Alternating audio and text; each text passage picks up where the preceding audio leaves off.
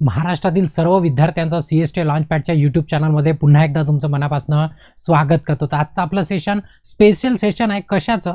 तर भरती निघालेली आहे ऑर्डिनन्स फॅक्टरी चांदामध्ये, DBW पोस्ट आहे. तर याच्याबद्दल डिटेल जाणून घेऊ की नेमकं याच्यामध्ये क्वालिफिकेशन काय लागतं, लास्ट डेट कधी आहे, म्हणजे सर्व त्या फॉर्मबद्दल सर्वच्या सर्व आपण इथे डिटेल तुम्हाला इथे माहिती देणार आहे. म्हणून काय करायचं, सेशन सुरुवातीपासून शेवटपर्यंत पूर्ण बघायचं, म्हणजे जेणेकरून तुमच्या मनामध्ये कुठलाही प्रश्न सुटायला नको. आणि जर तुम्ही चॅनलवरती नवीन असाल तर आठवणीने चॅनलला सबस्क्राइब करा आणि बेल आयकॉन दाबून ऑल नोटिफिकेशन ऑन करा, कारण जेव्हा केव्हा मी या प्रकारचा नवीन व्हिडिओ अपलोड करणार तर तुम्हाला त्याचं नोटिफिकेशन यायला हवं, म्हणजेच तुमचा अपडेट सुटायला नको. त्याच्यासाठी तुम्हाला जोडणं खूप गरजेचं आहे. ठीक आहे, तर जास्त माहिती न देता सरळ सरळ जे महत्त्वाचं आहे ते सर्व तुम्हाला इम्पॉर्टंट सांगतो की नेमकी काय जागा आहे आणि कुठली जागा. बघा, ही जे वॅकन्सी निघालेली आहे ती कुठची आहे, तर ती आहे ऑर्डिनन्स फॅक्टरी चांदा. ठीक आहे, आता चांदा म्हणजे चंद्रपूर जो महाराष्ट्रामध्ये आहे, परंतु ही फॅक्टरी चंद्रपूरमध्ये नसून ही फॅक्टरी भांदकमध्ये, भांदक म्हणजे त्याला भद्रावती म्हणतो, भद्रावतीमध्ये ही ऑर्डिनन्स फॅक्टरी. आणि त्याच्यामध्ये DBWची म्हणजेच डेंजर बिल्डिंग वर्क या कामासाठी या पोस्टवरती पोस्ट आहे इथे, या पोस्टसाठी वॅकन्सी आलेली आहे. त्याच्यामध्ये टोटल जर वॅकन्सी बघितली तर 135 वॅकन्सी. आता याच्यामध्ये नेमके कोणते कोणते ट्रेड आहे, कारण मी लिहिलं आहे अप्रेंटिसशिप IT आहे, IT लिहिलं, याचा अर्थ की एकापेक्षा जास्ती ट्रेड इथे अलाउड केलेले आहे. आता कोणते कोणते तेही तुम्हाला इथे माहिती देऊन देतो. बघा, सर्वात महत्त्वाचं की पोस्ट कोणती आहे, DBW, त्याला म्हटलं जातं डेंजर बिल्डिंग वर्कर म्हटलं जातं. ठीक आहे, कारण की इथं या फॅक्टरीमध्ये फटाके नाही बनवले जात, या फॅक्टरीमध्ये बॉम्ब बनवले जातात. ठीक आहे, तर मग त्या बॉम्बशी खेळायसाठी काही आपल्याला वर्कर्स लागतात, काही एम्प्लॉई लागतात. त्या एम्प्लॉईची इथे भरती आहे. तर ती भरती कॉन्ट्रॅक्च्युअल पिरियडवरती, म्हणजे आजकाल तुम्ही जर बघितलं मॅक्स सर्व भरत्या कॉन्ट्रॅक्टवरतीच येऊन पोहोचलेल्या आहे. तर ती असणार कॉन्ट्रॅक्ट बेसिस आणि 1 इयरपासनं, म्हणजे कॉन्ट्रॅक्ट 1 इयरपासनं अप टू मॅक्झिमम 4 वर्षापर्यंत आपण त्याला एक्सटेंड करता येते. आता या 4 वर्षाच्या नंतर ते काय करतील ते इथं काही परफेक्टली म्हणजे असं कन्फर्म सांगितलेलं नाही, फक्त सांगितलं 1 वर्षापासून 4 वर्षापर्यंत आपल्याला तिथे एम्प्लॉयमेंट असणार किंवा तिथे आपल्याला जॉब असणार. सरळ सरळ कॉन्ट्रॅक्ट बेसिसवरती ही भरती आहे. ठीक आहे, याच्यामध्ये 19,900 पेमेंट आहे, प्लस DA त्याच्यामध्ये प्लस केलेला. आणि बाकीच्या फॅसिलिटी ज्या आहे त्या जशा साधारण एम्प्लॉईला असतात त्या सर्व फॅसिलिटी पूर्णच्या पूर्ण नाही मिळणार, पण काही प्रमाणामध्ये तुम्हाला त्या फॅसिलिटी अलाउड असणार. पण पूर्णच्या पूर्ण तुम्ही म्हणाल की परमनंट एम्प्लॉईला असते त्या सर्व फॅसिलिटी नसणार. सरळची गोष्ट आहे की कॉन्ट्रॅक्ट बेसिसवरती काय या पोस्ट निघाल्या. ठीक आहे, आता याच्यामध्ये कोणत्या कॅटेगरीला किती हे वाचायची गरज नाही, तुम्ही वाचून समजू शकता की कोणत्या कॅटेगरीला किती इथे जागा दिलेल्या आहे. फक्त याच्यामध्ये जे PWD असतात म्हणजेच हँडिकॅप असतात त्यांना अलाउड नाही आहे, एवढं फक्त इथं नोटमध्ये दिलेलं आहे. जेवढं कामाचं आहे तेवढं मी तुम्हाला समजून सांगतो. ठीक आहे, याच्या समोर म्हणजे पुन्हा याच्यानंतरची जी अट आहे किंवा याच्यानंतरचा जो विषय आहे तो विषय आहे की नेमकं क्वालिफिकेशन काय असलं पाहिजे, म्हणजे नेमकी शैक्षणिक अर्हता काय असणार. आता याच्यामध्ये बघा, ही काही फक्त महाराष्ट्रापुरती मर्यादित किंवा एका जिल्ह्यापुरती मर्यादित नाही. ऑर्डिनन्स फॅक्टरी म्हटलं की सेंटर मिनिस्टर येतं. सेंटर मिनिस्टर आलं म्हणजेच काय झालं की ऑल इंडिया सर्व याच्यामध्ये काय असतात, इलिजिबल असतात, म्हणजे तुम्हाला डोमेसिल कंपल्सरी याच्यामध्ये नसतं. ठीक आहे, त्याच्यानंतर क्वालिफिकेशन काय दिलेलं आहे की तुमचं अप्रेंटिसशिप झालेलं असलं पाहिजे, तेही कशाच्या अंडरमध्ये, NCTVT. लक्षात घ्या, NCTVT. आता बऱ्याच विद्यार्थ्यांना कन्फ्युजन असते, नाव ते काय झालं NCVT झालंय, म्हणजे पहिले काय होतं NCTVT होतं आणि आता ते काय झालं NCVT झालंय. तर कन्फ्युजन व्हायची गरज नाही.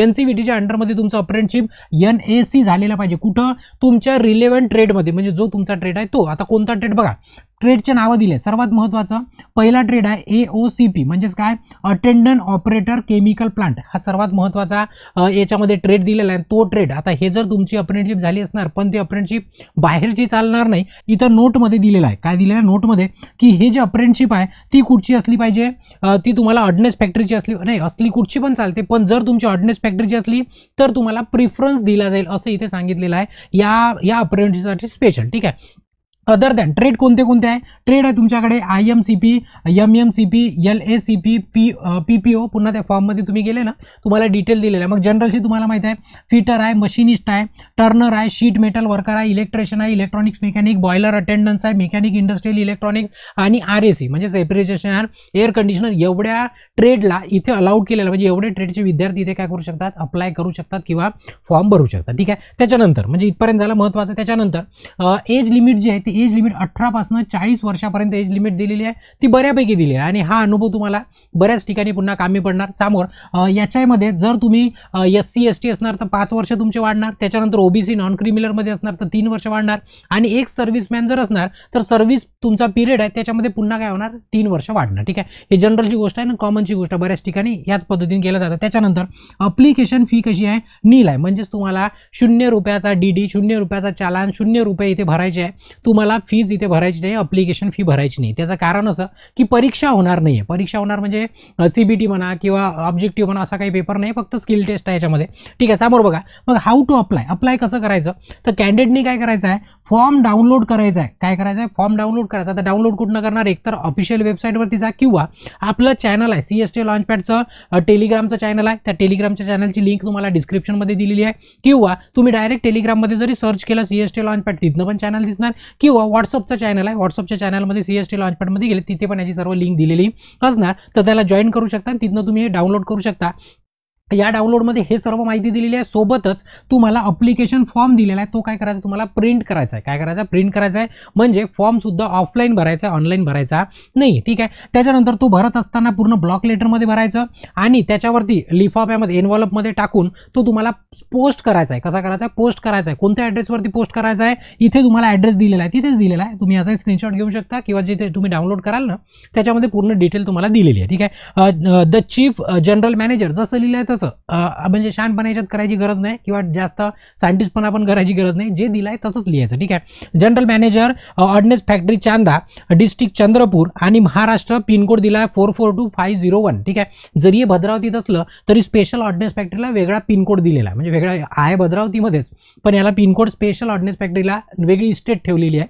अगदी बसस्टँडच्या बाजूला त्याचा एंट्रन्स गेट आहे, जो तुम्हाला थंबनेलवरती एंट्रन्स गेट दाखवला मी तो. त्याच्यानंतर त्या तुमच्या एनव्हॉल्पवरती आठवणीने वरती हेडिंग म्हणजे मधामध्ये तुम्हाला लिहायचं आहे की application for the post of tenure base DBW personal on contract basis. म्हणजे काय, तुम्हाला अप्लिकेशनच्या म्हणजे तुमचा जो एनव्हॉल्प राहील, जो लिफाफा राहील, ज्याने तुम्ही पोस्ट करणार आहे त्याच्यावरती हे कॅपिटलमध्ये लिहायचं आहे आठवणीने, की नेमकं हे आलं कशासाठी आहे ना. त्यांना पत्रच कशासाठी याला माहीत नाही, पत्राचा विषयच नाही माहीत, तर मग विषय आहे ना त्याच्यामुळे सर्व लिहायचं. इथपर्यंत पटलं. त्याच्यानंतर समोर आता क्लोजिंग डेट कधी म्हणजे कधीपर्यंत भरू शकता, तर ॲक्च्युअल 21 दिवस दिलेला आहे, पण 21 दिवस भरायचे कुठनं, एम्प्लॉयमेंट न्यूजमध्ये आल्याच्या नंतर. तरी जवळपास तुम्ही जर ऑफिशियल वेबसाईटवरती गेले, ऑर्डिनन्स फॅक्टरी चांदाची जी वेबसाईट आहे स्पेशल त्याच्यावरती गेले तर ॲक्टिव्ह अप टू तुम्हाला ॲक्टिवेट दिलेला आहे 12 जुलैपर्यंत ॲक्टिव्ह आहे. म्हणजे जवळजवळ असं प्रयत्न करा की याच्या 5-7 दिवस पूर्वीच आपलं पोहोचलं पाहिजे, याचा आपला काय करायचा आहे तुम्हाला प्रयत्न करायचा आहे. म्हणजे जवळजवळ 12 जुलैपर्यंत तुमच्याकडे वेळ आहे. तुम्ही याच्यापेक्षा जर लेट पोहोचलं तुमचं अप्लिकेशन फॉर्म, तर मग याच्यामध्ये तुमचं कन्सिडरेशन केलं जाणार नाही. ठीक आहे, चला, म्हणजे तिथं तुमचा फॉर्म रिजेक्ट झाला असं समजा जेव्हाच्या तेव्हाच. त्याच्यानंतर सिलेक्शन कसं होणार हे सर्वात महत्त्वाचं आहे. तुम्ही पुन्हा एकदा वाचून घ्याल, मी पटकन शॉर्टमध्ये सांगतो. बघा, सिलेक्शन कसं होणार की तुम्ही जे मार्क्स घेतलेले आहे कशामध्ये, NCTVT म्हणजेच NCVT जे अप्रेंटिसशिप केला, NAC नॅशनल अप्रेंटिसशिप सर्टिफिकेट, याच्यामध्ये जे तुम्हाला मार्क्स मिळाले ते मार्क्स प्लस तुमची ट्रेड टेस्ट होणार किंवा प्रॅक्टिकल टेस्ट होणार. त्या प्रॅक्टिकल किंवा ट्रेड टेस्टमध्ये त्या दोघांचे मार्क मिळून तुमची मेरिट लिस्ट लावली जाणार आणि त्याच्याप्रमाणे तुमचं काय होणार, सिलेक्शन होणार. त्याच्यानंतर आणि ट्रेड टेस्टसाठी आता मग ट्रेड टेस्टला कोणाला बोलवणार, तर ते काय करणार, मेरिट लिस्ट लावणार आपल्या हिशोबाने आणि काय करणार की ट्रेड टेस्टसाठी तुम्हाला बोलवल्या जाणार. कुठे, ऑर्डिनन्स फॅक्टरी चांदामध्ये. कशाच्या बेसिसवरती, तुमचे जे अप्रेंटिसशिपचे मार्क्स आहेत त्याच्या मेरिटनुसार तुम्हाला त्यांना जेवढ्याची गरज आहे त्या मेरिटनुसार तुम्हाला प्रॅक्टिकलसाठी बोलवलं जाईल किंवा स्किल टेस्टसाठी. आता कितीच्या रेशोमध्ये बोलवणार तेही याच्यामध्ये काही मेन्शन केलेलं नाही. त्याच्यानंतर मग मेरिट लिस्ट लावणार फायनल कशाची, तुमच्या ट्रेड टेस्टची आणि तुमच्या NCVTची, म्हणजे दोघांची मिळून. आता ते किती मार्कचा वेटेज असणार, जे तुमचं अप्रेंटिसशिप सर्टिफिकेट आहे, जे तुमचं अप्रेंटिसशिपचे पर्सेंट आहे ते पर्सेंट आणि ट्रेड टेस्टचे जे टेस्ट तिथे होणार आहे. मग दोघांचे पर्सेंट किती, अप्रेंटिसशिपचे तुमचे 80% आणि तुमच्या ट्रेड टेस्टचे 20%, म्हणजे एकूण असे 100% केले जाईल आणि त्याची तुमची मेरिट लिस्ट लावली जाईल. पुन्हा याच्या खाली पॉईंट आहे, पण ते काही कामाचे वाटले नाही. जेवढा कामाचं आहे तेवढा तुम्हाला मी डिटेल इथे सांगत आहे. ठीक आहे, त्याच्यानंतर आहे रिजेक्शन ऑफ अप्लिकेशन, रिजेक्शन कशी होऊ शकते, नंबर एक तर तुम्ही क्लोजिंग डेटच्या नंतर जर पाठवलं तरी रिजेक्ट होऊ शकते, किंवा तुम्ही जर इलिजिबल नसणार म्हणजे भलता स्टेट तिथं मागितला आणि तुम्ही भलता स्टेट पाठवला तरी पण ते तिथे जमणार नाही किंवा तुम्हाला तिथे अलाउ केलं जाणार नाही. त्याच्यानंतर जनरल कंडिशन म्हणजे कंडिशन काय, जनरलची एक तुम्हाला अट दिलेली आहे की जेवढे काही तुम्ही डॉक्युमेंट पोस्ट करणार, डॉक्युमेंट पोस्ट करायचे तुम्हाला झेरॉक्स काढून, ठीक आहे, पोस्ट करणार ते सेल्फ अटेस्टेड असले पाहिजे, म्हणजे तुम्ही स्वतःची सही मारून काय करायचं त्याला पोस्ट करायचं, म्हणजे दुसऱ्या कोणाची अटेस्टेशन गरज नाही, तुम्हालाच तुमचं अटेस्टेशन म्हणजे तुम्हाला तुमचं स्वतःचे सिग्नेचर मारायचे त्या डॉक्युमेंटवरती आणि ते अटॅच करायचे आहे, एक्स्ट्राचे जोडायचे नाही. त्याचं कारण असं की ते गरज नाही आहे, एक तर वजन वाढलं की पोस्ट करायचे पैसे पण काय होतात तिकडे वाढत जातं, ठीक आहे. मग बाकी काय काय लागते असं दिलं आहे, पुन्हा समोरच्या पेजवरती दिलेलं आहे. आणि ॲडमिट कार्ड किंवा तुमचं कॉल लेटर राहील तुमच्या स्किल टेस्टसाठी, ते एक तर तुम्हाला बाय पोस्ट येणार, बाय पोस्ट किंवा ईमेलने येणार, दोघांपैकी तुम्हाला ते लक्ष ठेवावं लागेल. तुम्हाला अपडेटकडे आता एक तर चॅनलवरती असलं तर मला अपडेट मी देईल किंवा मग तुम्ही लक्ष ठेवा, दोघांपैकी कोणतंही एक तुम्हाला जसं योग्य जे सोपं वाटते ते तुम्ही करू शकता, ठीक आहे. त्याच्यानंतरचा विषय आहे की तुम्ही जो फॉर्म डाउनलोड करणार तो फॉर्म तुमचा अशा पद्धतीचा असणार, स्वरूपामध्ये जवळपास 3 पेजचा फॉर्म आहे, तो 3 पेजचा फॉर्म डाउनलोड करायचा आणि तो भरायचा. तोही पूर्ण कसा भरायचा आहे, कॅपिटल लेटरमध्ये, ब्लॉक लेटरमध्ये भरायचा आहे. ती इन्स्ट्रक्शन दिला आहे, तुम्ही बाकीचं पुन्हा वाचून घ्याल. फॉर्म इंग्रजीमध्ये आहे त्याच्यामुळे याला काही मराठीमध्ये वगैरे कन्वर्ट करायचा प्रयत्न करू नका, ठीक आहे. त्याच्यानंतर चेकलिस्ट म्हणजे तुम्हाला डॉक्युमेंट कोणते कोणते जोडायचे त्याच्यासोबत आवश्यक महत्त्वाचे बघा. प्रूफ डेट ऑफ बर्थ सर्टिफिकेटसाठी एकतर तुम्ही आपली TC लावू शकता, काय लावू शकता, TC म्हणजेच त्याला ट्रान्सफर सर्टिफिकेट म्हणतो आपण, ते TC त्याला लिव्हिंग सर्टिफिकेट म्हणतो, LC पण म्हणतो, किंवा मग तुमचा 10th चा डिप्लोमा ज्याच्यावरती तुमची डेट ऑफ बर्थ आहे दोघांपैकी, किंवा बर्थ सर्टिफिकेट, एवढ्यापैकी आता बर्थ सर्टिफिकेट लावायचं नाही लावायचं दिलेलं नाही आहे, पण 3 पैकी कोणतेही एक तुम्ही लावू शकता. त्याच्यानंतर एज्युकेशन क्वालिफिकेशन सर्टिफिकेट म्हणजे तुमचं जे क्वालिफिकेशन झालं आहे त्याचं सर्टिफिकेट. त्याच्यानंतर आणि बघा आता ITIच्या 4 मार्कशीट असतात, 2 असतात, एकच लावायची कंबाईन, कन्सोलिडेटेड जे मार्कशीट असते फायनल तीच जोडायची, ठीक आहे, म्हणजे कागद वाढवायची इथे गरज नाही. त्याच्यानंतर आता इच्छा असणार तर तुम्ही जोडू शकता, कारण यांनी दिलं नाही की एक जोडायची की 4-5 जोडायचे आता, ठीक आहे. जनरली कन्सोलिडेटेड त्याच्यासाठी दिली असते की कंबाईन एका वेळेच्यामध्ये तुमचं पूर्ण रिझल्ट दिसला पाहिजे त्याच्यासाठी असते, ठीक आहे. त्याच्यानंतर तुम्हाला NCVTचं सर्टिफिकेट म्हणजेच नॅशनल ट्रेड सर्टिफिकेट, ITIचं सर्टिफिकेट प्लस अप्रेंटिसशिपचं सर्टिफिकेट, हे 2 सर्टिफिकेट लावायचे आहे. मग अप्रेंटिसशिप सर्टिफिकेट ऑर्डिनन्स फॅक्टरी झाली असणार तरच याचं सर्टिफिकेट लावायचं, अन्यथा याला नाही करायचं. ऑर्डिनन्स फॅक्टरी तुमची अप्रेंटिसशिप झाली असेल तर, ठीक आहे, नाही तर नाही करायचं. एक्सपिरियन्स असणार तर एक्सपिरियन्स सर्टिफिकेट लावायचं, नसेल तर नो करा. आता मी नो केले म्हणजे तुम्ही नो करणार असं नाही, मी एक कॉमन वेटेज म्हणजे हायेस्ट पर्सेंटेज जे आहे त्याच्या हिशोबाने चाललो आहे, म्हणजे जे मला माहिती आहे की जास्ती विद्यार्थी असे आहे त्या पद्धती, म्हणजे मी नो केलं तुम्ही नो केलं पाहिजे अशातला भाग नाही, तुमच्याकडे असणार तर तुम्हाला ते यस करायचं, ठीक आहे. त्याच्यानंतर कास्ट आणि कॅटेगरीचं certificate SC ST OBC non criminal EWS जे आहे त्यांनी, आता बघा इथं सेंटरची कास्ट पाहिजे आपल्याला, स्टेटची कास्ट नाही, सेंटरच्या जागा आहे सेंटर, म्हणून इथं NT VJ वगैरे काही लिहिलेलं नाही आहे, ते सर्व OBC मध्ये इन्क्लूड आहे. त्याच्यानंतर डिक्लेरेशन, आठवणीने महत्त्वाची गोष्ट, आठवणीने याच्यात लिहायचं असणार तर यस लिहायचं, नसणार तर नो लिहायचं. जसं हे नाही आहे याला नो करायचं, ठीक आहे, हे आहे तर याला काय करायचं यस करायचं, कॅपिटलमध्ये लिहायचं, मी स्मॉलमध्ये लिहिलं आहे, ठीक आहे. आठवणीने हे सर्वात महत्त्वाचं आहे की डिक्लेरेशन द्यायचं त्या फॉर्मच्या खाली, जसं तुम्ही जाल ना हा पेज संपला की याच्या खाली नंतरच्या पेजवरती एक ॲनेक्स आहे, अपेंडिक्स लावलेले आहे, अपेंडिक्स 1 आणि अपेंडिक्स 2. आता जे विद्यार्थी OBC नॉन क्रिमिनलमध्ये त्यांनी अपेंडिक्स 1 भरायचा आणि जे एक सर्व्हिसमॅन आहेत त्यांनी काय करायचं अपेंडिक्स 2 भरायचं, ठीक आहे, खाली दिलेलं. बाकी मग बाकीच्यांना